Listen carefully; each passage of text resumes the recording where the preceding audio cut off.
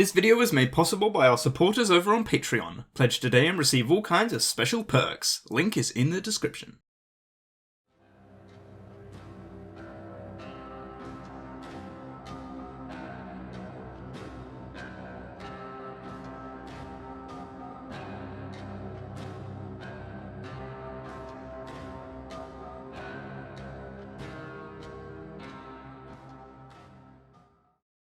Five Nights at Freddy's and Source Filmmaker. A pairing that go together like PB&J, always have since 2014. Between then and now, we have been provided with a plethora of novel animations from multiple creators. Tribute music video, Robot Hell, In the Weekend, the Special Strike series, the Dare series, the FNAF Interviewed series, Rainbow Factory, and of course, today's topic.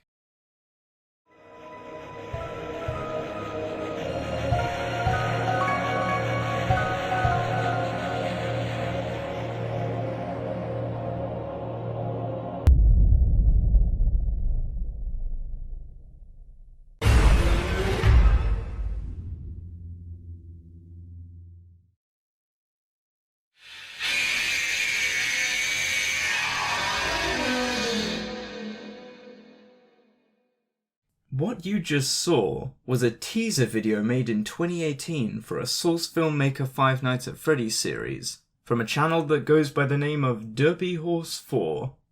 The series title being End of the Memeverse.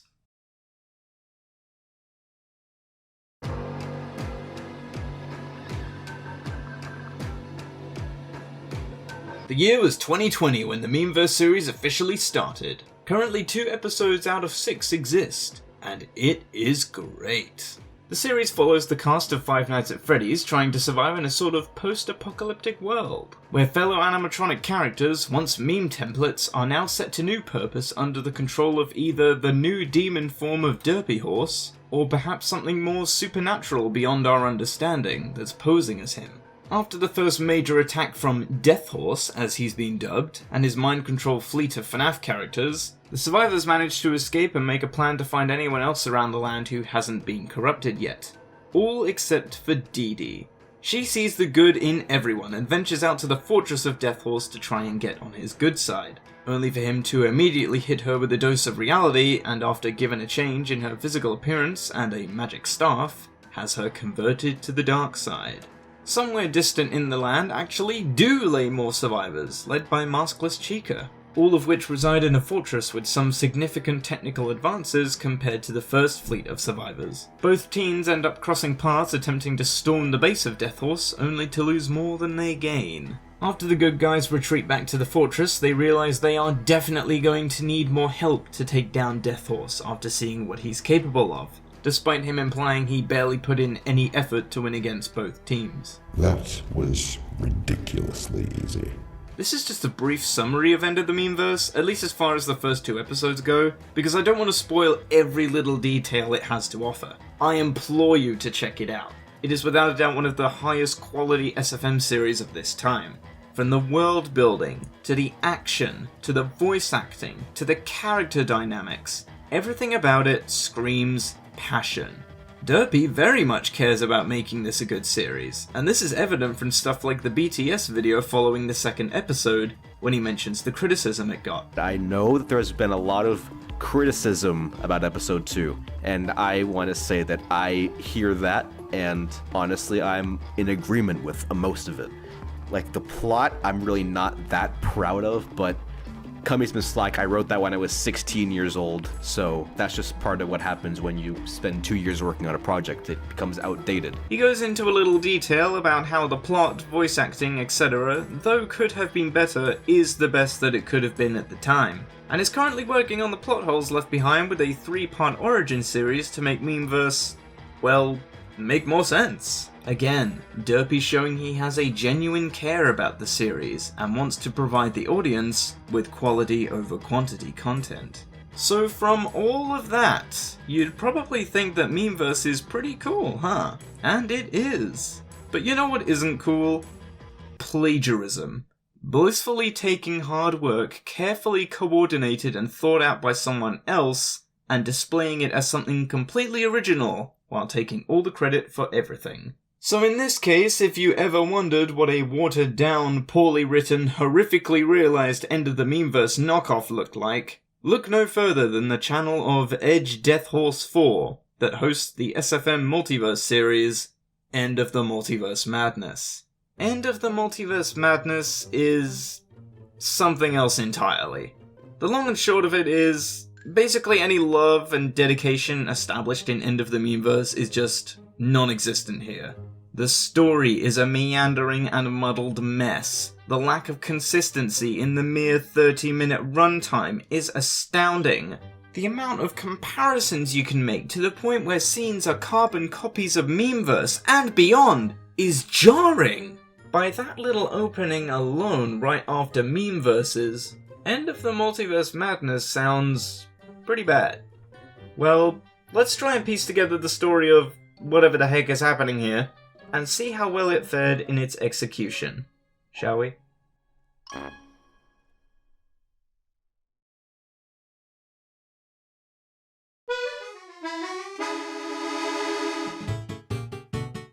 Luckily, for my own sanity's sake, only one episode of this series exists, so it shouldn't be too hard to get through the plot of this. After all, we just got through episode 1 and 2 of Memeverse's story in like 2 minutes. The story can't be that hard to follow. Can it? Please help me. The episode starts out with the Shadow Mecha recolor giving a speech outside of a house about some random project on the channel that was deleted by Universal for breaching their copyright laws, until he and the people that are hanging out with him are interrupted by some purple portal, as well as Death Horse and Withered Death Horse? Or as the chapters refer to him as Giga Death Horse. Right, inside the house. Wait, but Death Horse was outside just now. Do you mean to imply there's 2 Death Horses here? Turns out the cause of the purple portal is a purple Death Horse? That's 4 Death Horses already, what the fuck? This guy is apparently called Corrupted Death Horse. Okay. So he, as well as Death Horse and his crew, supposedly travel between universes after going through some kind of void of purple portals. I think? It's not really made clear if it's other universes they're going to, or if it's all the same universe but different locations. After losing Death Horse, Corrupted Death Horse goes back to his lair in Black Void.bsp, screams into the Void of Lean, and turns into the Memeverse Episode 2 model of Death Horse. I guess this means he's more powerful now? I don't know. Meanwhile, Death Horse and Maskless Chica from Memeverse, as well as the Chief, QXR, and Berserk Chief from Special Strike, Green General, just named Glitch Freddy from God knows where, and the freaking Witherstorm from Minecraft Story Mode? What? All retreat to a cave and make a plan to find more survivors. Yeah. Real subtle there. Okay, so when Berserk Chief opens a portal, Death Horse and Maskless Chica leave the others to watch the cave. While the 2 of them go through a portal on Polo's Special Strike 1, taking us on all these crazy multiverse recruitment scenes. Oh, but not before going outside of the cave for a moment to have the actually plot-relevant Remember scene from Memeverse Episode 2 be turned into some cheap attempt at development for the story here. We then cut forward by 20 hours, where we see Corrupted Death Horse back at his lair checking his fortress for something out of place, the same way Death Horse does in Memeverse Episode 2. Then we get the title sequence. Wait, that was just the intro sequence?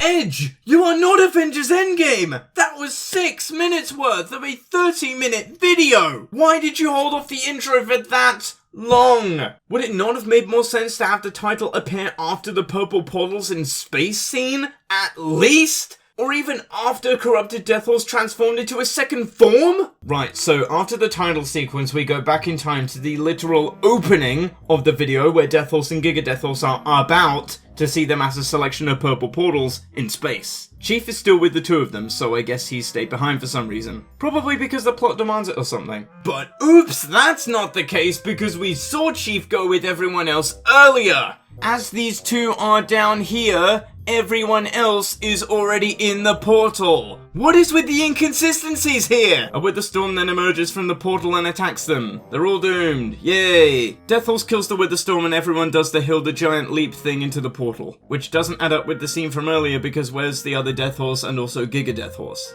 Cut to Godzilla and King Kong fighting with weapons for some reason until a portal opens and they bump arms like there was no conflict and just walk in. Because of course they do. After that we transition to Bendy from Bendy and the Ink Machine, who's recruited by Friday Night Funkin' characters? They weren't even established as Death Horse's allies yet! How come they know what the plan is or what's happening? Also, another Godzilla joined the fleet off-screen too? Dinosaurs, from what I can only assume are from the Jurassic Park universe, joined the team. And also, Huggy Wuggy from Poppy Playtime. We then go back to the cave just to show everyone going through a portal that leads to the Special Strike universe. Could have just cut straight to them arriving to the SS universe, but whatever. Death Horse then recruits Derpy Horse. Think about that for less than 5 seconds and you'll know why that doesn't work. Or furthermore, why SS1 Chief being in the same room as Berserk Chief and QXR also doesn't work. Or how none of the three being in the positions they're in doesn't work, because not only do these versions of the characters not exist yet, but Chief isn't safe from inconsistency since we see a giant-ass portal appear when everyone leaves, which we can only assume is the Shadow Mecha about to step through, that Chief is currently inside of in the original Special Strike movie. So what timeline is this Chief from? It's not explained. Also, there was another maskless Chica with Derpy Horse, so now we have 2 maskless Chicas, and even that doesn't work, because again, we see in Special Strike that maskless Chica was caught in the blast, which she awakens from in the aftermath of the incident and is seen going back to the Memeverse both in the Memeverse Episode 1 trailer and Special Strike Rebellion. Great consistency, Edge. Really did your homework there. The rip-off crew get back to the cave and claim they're ready to take down corrupted Death Horse. But wait, we gotta get another recolor into the mix. This time, a recolor of QXR, named GBX. Why?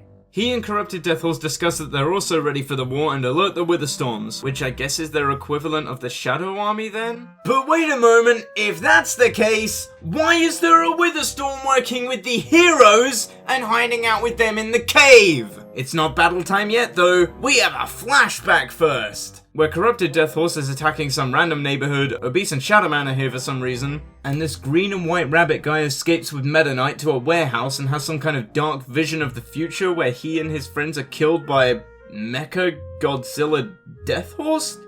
Why is none of this explained? We soon jump back to the present, and Obese and Shadow Man are here again, as well as some of the FNAF World cast who were never shown to be recruited prior to this. I wonder who they were meant to appeal to. And the big fight begins. At least that's what I would say if there was a fight at all, because this entire war that the episode has been building up to consists of only memes. The Witherstorms are so easily taken down. One of them falls without even being touched. Okay. What about Death Horse versus Corrupted Death Horse? The supposed protagonists and antagonists of the series. How does their battle fare here? Well, it's actually alright. But the feeling of decency doesn't stay too long, because after we cut away from that fight, Bugtrap and one of his minions appear, as well as the freaking end. Only for Bugtrap to die, the other two to do nothing and then take their leaves. QXR, not from this universe, from the SS universe appears too, which I can only assume is a nod to him traveling to alternate universes in Rebellion. But how is QXR coming into this universe from the Special Strike universe if the first Special Strike is happening on the same day as this war? It doesn't even line up with Bugtrap and the End's appearances either, as their entries happen later in SSR and after QXR was killed. Kinda makes you think this only happened because Edge thought it would look cool, huh? Good on QXR for not overstaying his welcome and dipping when he did, when we already have a QXR in this universe which he stares directly at before leaving! Then, after all of that, the battle finally ends. Corrupted Death Horse retreats and the good guys win. Yay! Only they didn't win because Death Horse says that their team was defeated. Corrupted Death Horse defeat us. What? Huh? What are you talking about? You walloped his low IQ Witherstorms. You kicked his ass and he was forced to retreat. What do you mean you were defeated? Is it because he's still alive? Is that why you think you lost? So the plan now is to make a golden shadow mecha. Okay. Meanwhile, corrupted Death Horse and GBX are at a standstill. How are they gonna fight Death Horse? He's got more people. Their move now is to bide time, I think, and plan for another war? Yeah, because it'll go off without a hitch this time, I'm sure. Also in the post-credits scene, we find out that there is another Death Horse, this time a blue one. This is fucking real! We also finally learn the fate of the green and white rabbit from earlier. Remember him? The rest of the episode sure didn't. And he sees that weird-ass Mecha Godzilla Death Horse thing again that killed him in his vision. Whether or not this is also a vision is unexplained. The end! What the fucking fuck? You can all probably tell right away what the issue is with this. Yeah, it's confusing as balls! Things just happen without any explanation the entire time. A whopping 30 minutes of mindless, mushy dribble, with End of the Memeverse and Special Strike, the two most popular SFM FNAF series at the time, plastered onto it to gain attention. It also really feels like Edge just included random characters like the Indominus Rex from Jurassic World, Godzilla and King Kong from Self-Explanatory, the Witherstorms from Minecraft Story Mode, the Special Strike cast, and others, because they're his favourite franchises and wanted them to be mains regardless of how they fit into the overarching narrative. Death Horse didn't even need the help of anyone apart from Giga Death Horse to win the fight. Death Horse was the only one fighting corrupted Death Horse, and Giga Death Horse delivered the final blow. So you know what that makes all of these other characters? That's right, pointless. They had no reason to be here at all and are only here to fill time, rather than build upon the story, which was already a blatant rip-off of Memeverses, an evil ended lookalike demon seeking to rule the multiverse. We've seen it already, and was done so much better there than it was here. I'm sure the majority of people watching this are already in agreement that End of the Multiverse Madness is a low blow compared to the series it's obviously a rip-off of. But that was only the plot of this little 30-minute bombshell. Sorry to say this if you're watching Edge, but I'm just getting started.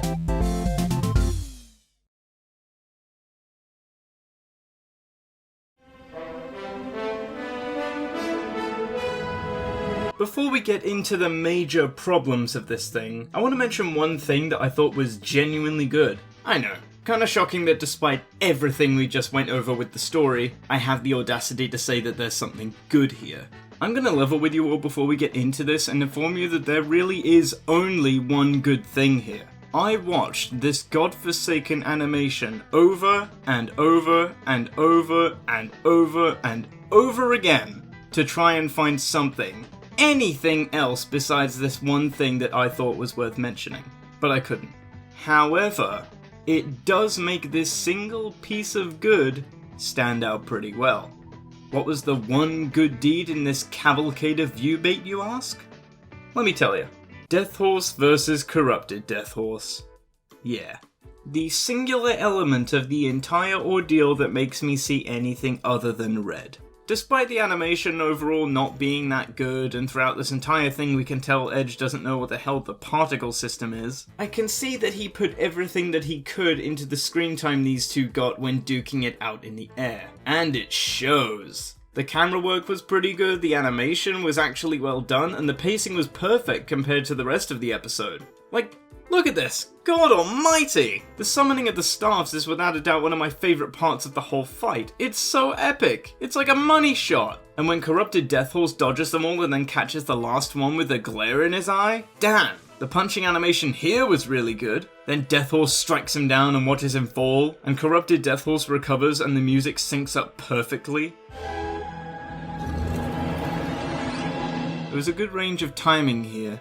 It all comes to a close when they Harry Potter this shit up and the blasts of their powers push them back down to the ground. If I'm honest, this scene, at least to my knowledge, is the only moment of the 30-minute long video that doesn't rip off End of the Memeverse or Special Strike in any way. This is just the series doing its own thing, and it shines because of that. It also shows us that Edge is capable of coming up with original material. It's just a shame we had to keep cutting away from these two to watch characters that are not important, just standing around acting stupid with the Witherstorms. Because, and I do mean this, Death Horse and corrupted Death Horse's fight was the best part of all of this, and I wish was just flat out the only focus of the scene.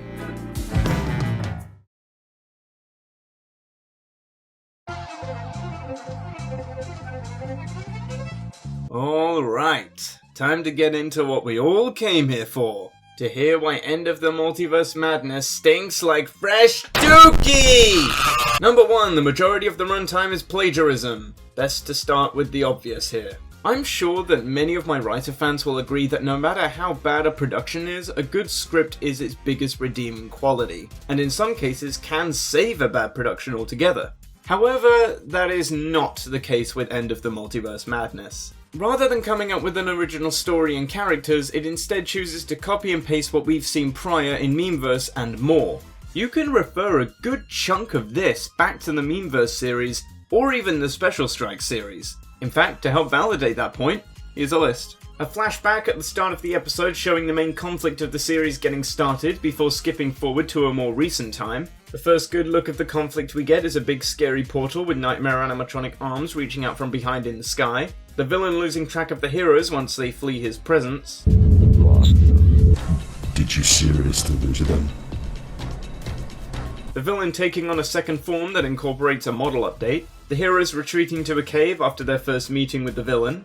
The heroes making plans to find more survivors of the attack elsewhere. I'll find more survivors. We are going to look for more survivors. Some of the heroes stay behind to look after the cave while the others leave. Chief, which Freddy and Berserk is going to stay here to look over the cave. I'm going to leave Circus Baby, Bidybab, and Nightmare to look over the cave. A sudden appearance and attack from the villain at the cave, as well as an eerie staticky scene. The villain checking through his lair when he detects something out of the ordinary is going on. The title sequence forming the name of the series through jumbled letters on the screen. A very long segment of the video dedicated to recruiting different universes to come and help the heroes fight against the coming conflict.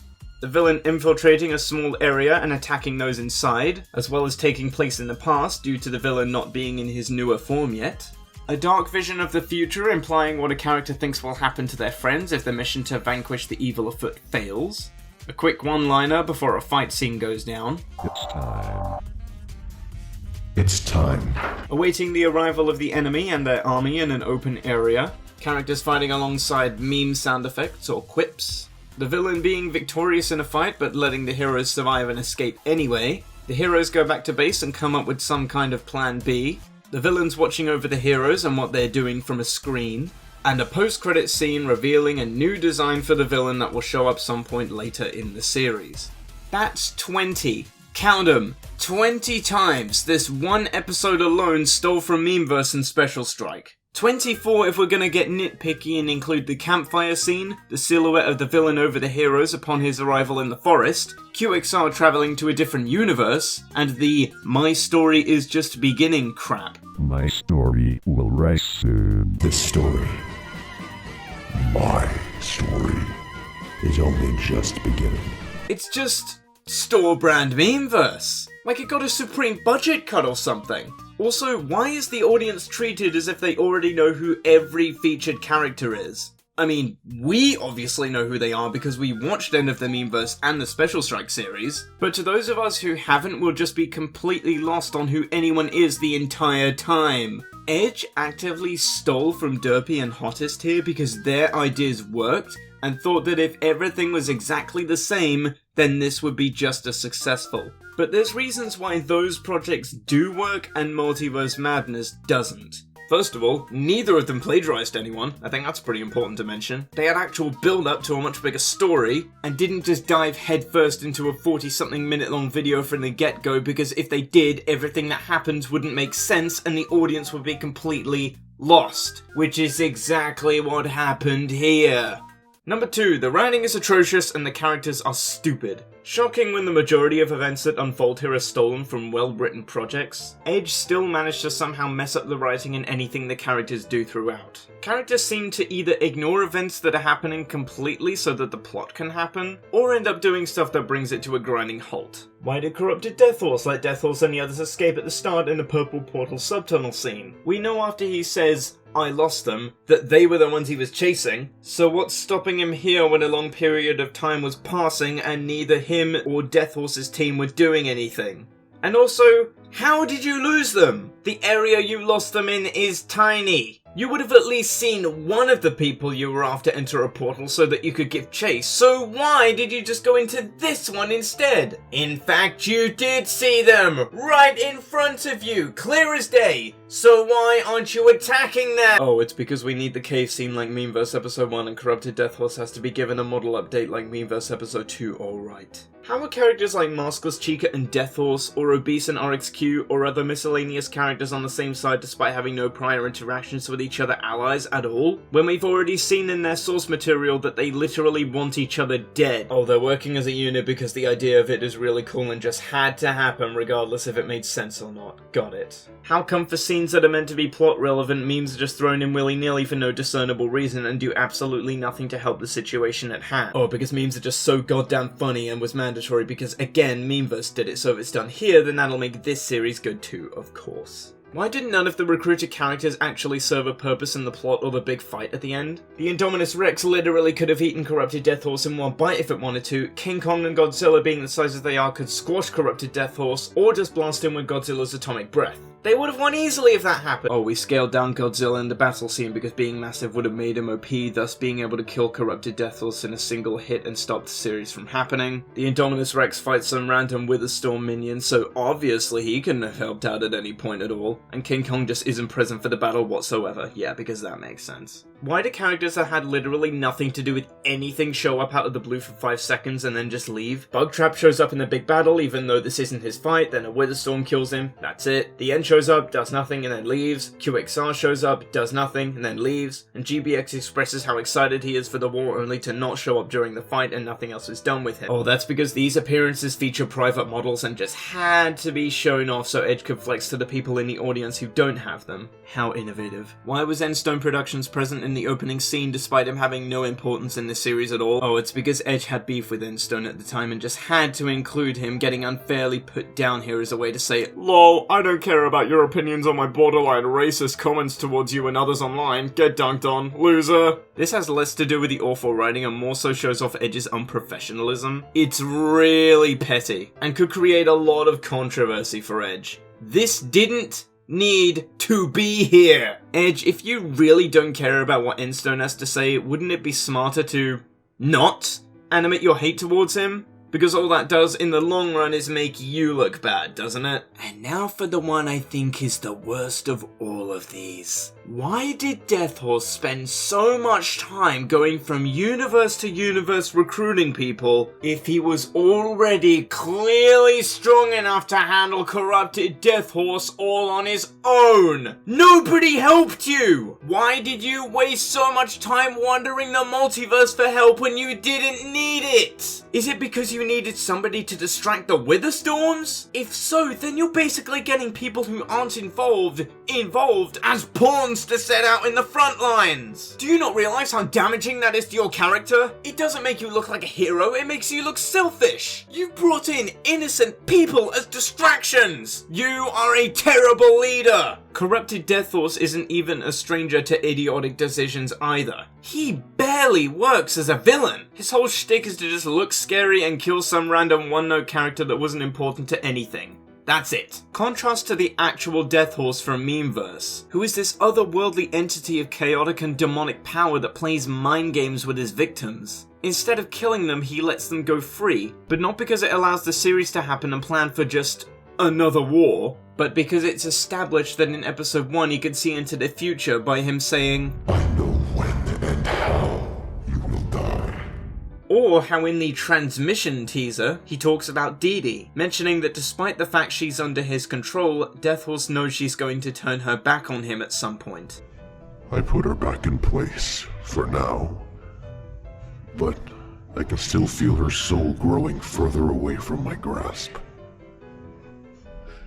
She will betray me.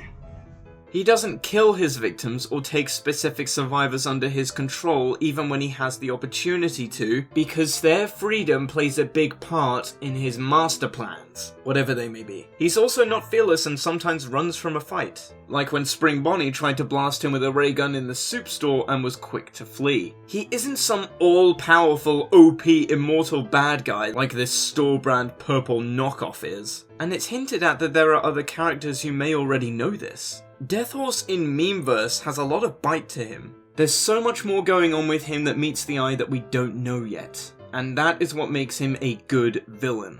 Meanwhile, you have these iterations of Death Horse, who are just all lost causes. The heroes suffer the exact same fate. One issue was making Memeverse's villain a hero with no explanation.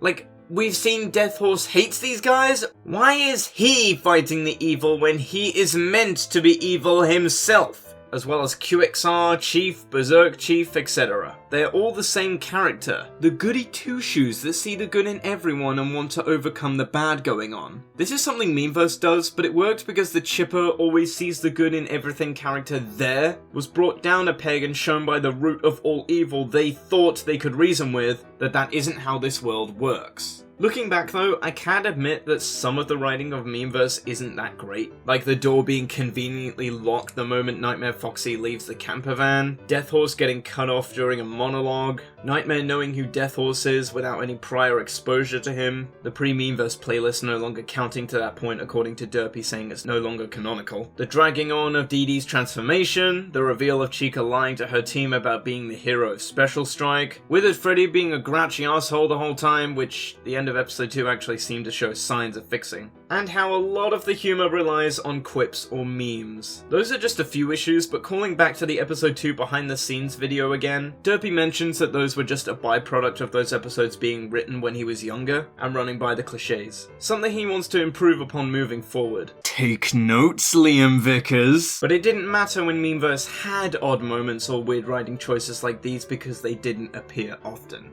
Number 3, recoloring characters and inserting them multiple times. Easily some of the most baffling decisions made here. Alright, let's address the recolor thing first before we dive into the copy and pasting stuff. So, after Special Strike Rebellion and End of the Memeverse Episode 2, some of the original models made for these two projects got let out into the public. Whether this was intentional or not, I can't remember, but some of them got out regardless. The Hottest Dog and Derby Horse 4, creators of SSR and Memeverse, gave out some simple rules if people were going to use these models though. Two of which being, don't recolor the models, and don't pass them off as your own. Oh.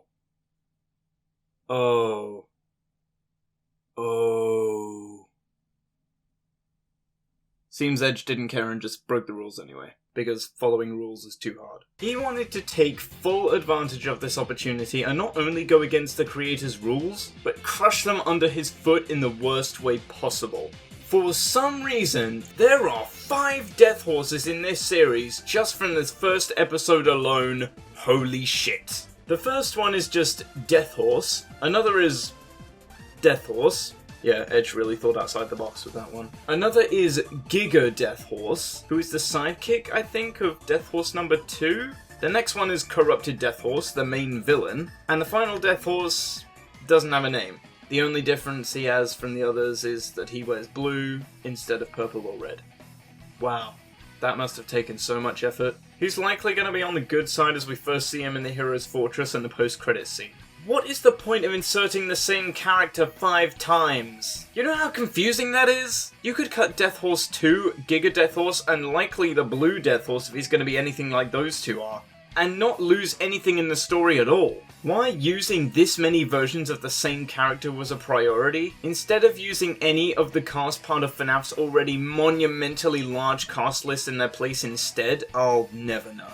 Chief and Berserk Chief aren't the same model, but in-universe are the same character from 2 different times, which isn't explained. There's also a third Chief off-screen but we know exists because of this giant portal in the city during the SS1 fight scene, which in that movie shows the Shadow Mecha emerging from it, which has the Chief inside. Also, prior to the cave scene, which is the first time we see Berserk Chief, we don't see him at all. We get 0 build-up to his being here. Again, was just included because private model. Oh yeah, and another Chief! Corrupted Chief from SSR appears in the final battle for 5 seconds with no build-up for a joke, and then disappears forever. QXR appears 3 times, but one is actually from the Special Strike universe? So where did this one come from then? And the other one is just a green QXR called GBX who was maybe created by Corrupted Death Horse? Not explained! The General, but also Green, or Glitch Freddy, shows up here, even though we saw the General earlier with no recoloring features, so what was the point of recoloring him when you could have just used the regular General who was hanging out with this team at the start? Masker's Chica shows up twice, one from her original universe as we see later, and one from this universe? Again, it's not explained! I think 2 Godzillas appear, one that's in the majority of the runtime and this one that appears in the Bendy universe. I don't know if this was meant to be a second Godzilla or if Edge just couldn't be bothered to find the first model that he used in the scene prior. Also, Mechagodzilla or whatever is the base for the next form of corrupted Death Horse at the end, purely used for the sake of, shocker, ripping off the third Death Horse form in the original series. And finally, a red Shadow Mecha from SSR at the start of the video, and another Shadow Mecha from SSR that's golden at the end. God, Jesus Christ. Good luck dealing with the repercussions when Derpy and Hottest find you out, Edge. You're gonna need it. And finally, number 4. The audio mixing sucks. Many times throughout the video, you can barely tell what anyone is saying because of one of 2 reasons. The text-to-speech software Edge uses stinks. I mean, text-to-speech overall is becoming pretty outdated by 2024, so whatever. Or the music and sound effects are blasting so loud that it even sometimes peaks the audio. And as a result, we can't hear what the hell anyone is saying. Can you repeat that, dude? I can't quite hear you due to my ears bleeding from the sound your non-particle Minecraft fire is making. Well, let's see what's the strongest in the world. Sorry, Corrupted Death Horse, the music cut you off there. How about when GBX is walking here and the background sound effects are made more silent with each step he takes? At the end, Corrupted Death Horse, Godzilla, whatever thing's music suddenly just cuts in. This audio was clearly taken from the post-credits scene of the second Sonic film. When the music cue plays here, it's when the people in the original movie are finished talking. Before everyone goes out to battle, there's this meme sound effect that plays even though nobody is saying or doing anything. That was weird. The roar of the Indominus Rex doesn't echo into the forest here, the sound just cuts off.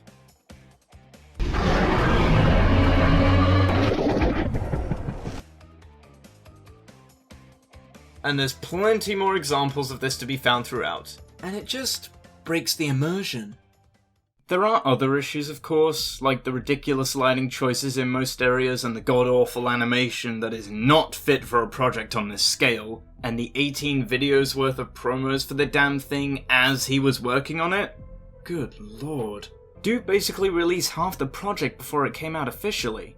Everything about End of the Multiverse Madness feels rushed. From the way it's written, to the multitude of copy and paste that the original sources did so much better, to the spiteful responses to those who just try to give constructive criticisms, to how it thinks it can completely bastardize Memeverse's roots and creator and get away with it just because it uses the same characters that were popular because of somebody else's work. Not a chance. I know it may seem as if I'm coming off incredibly harsh on this and Edge, but the thing is, I've been nice to the guy before when he didn't even deserve it. Endstone Productions, Curly Ant, and I made a video upon the release of Multiverse Madness, and while Anthony was silent for most of the video and Endstone seemed to be understandably fueled by rage, I tried instead to tell Edge that he needs to rethink the series' position and also himself with how he handles it. And others that copy even my projects to a T. I wish I was kidding. But even with that in mind, and myself obviously not being happy about it, it didn't stop me from trying to help. But no, it was easier to ignore our advice, and he continued to be spiteful towards others in their hard work by carrying on with not only Multiverse Madness, but also his FNAF World the Animated Series ripoff. Really appreciate it, Edge. Great job. This video was not made for the sake of getting Edge Death Horse 4 into drama or whatever, nor do I encourage people to give him a hard time. I made this video because End of the Multiverse Madness is, in my opinion, the greatest example in the SFM community of how to not handle a project. It disregards the rules set by the creators of the models this project so callously claims as its own. It doesn't think for a second about the spite it has towards real people in the community which this thing's creator has made harsh comments about in public online spaces. It plagiarizes multiple people's hard work to a T with no thought about how damaging that could be to itself if people noticed, and now have noticed, and it ignores any criticism it gets, brushing it off as mindless hate. Nobody should ever expect top-notch content from any YouTube channel on this platform, but would some basic human decency be so much to ask?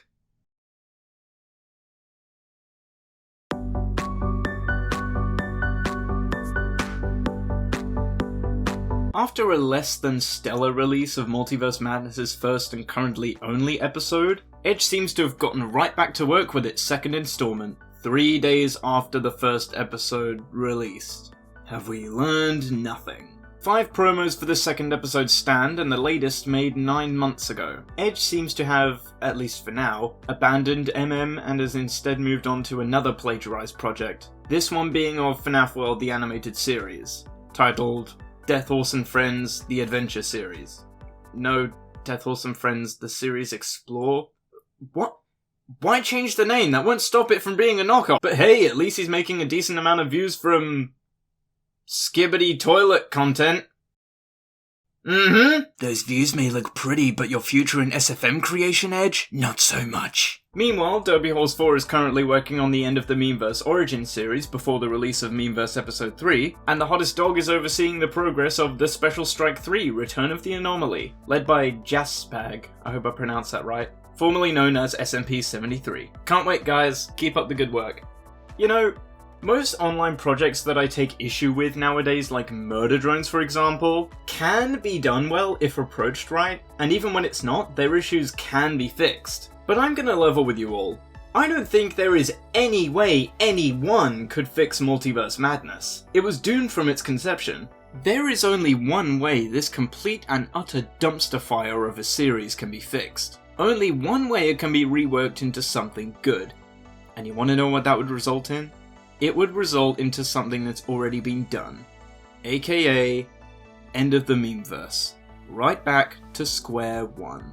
End of the Multiverse Madness is a lazy, boring, confusing, surface level, watered down, plagiarized mess. It has no reason to exist and shall never hold a candle to the 2 series it's desperately trying to rip off. Before I go, I want to leave Edge Death Horse 4 with this very simple question.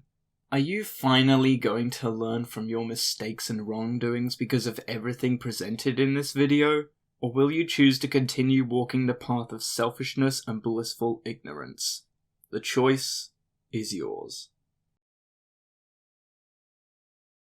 And there we have it, folks. My in-depth analysis and review of End of the Multiverse Madness. Thank God, it's over. I tell ya, I've watched End of the Multiverse Madness, End of the Memeverse, and the Special Strike series more times than I can remember to make sure my research was accurate for this thing. Laying down End of the Multiverse Madness's history, pros, cons, etc. has not been easy. How do you guys think I did with breaking it down? Let me know in the comments below, and if you liked the video, give it a like and share it around. I'd also like to take this opportunity to shout out my Patriots over on Patreon, shown in the description. If you'd also like to pledge and help the channel stay afloat, you'll gain access to special perks, like voting on the next video, sneak peeks at projects, Patreon exclusive videos, and more. A clip of this video was put up for all my paid Patriots to see. So if you'd like similar treatment, then head over to my Patreon and check out those perks. Your support is greatly appreciated. That's all from me today. Thank you all so much for watching, and I will see you all in the next one. Bye!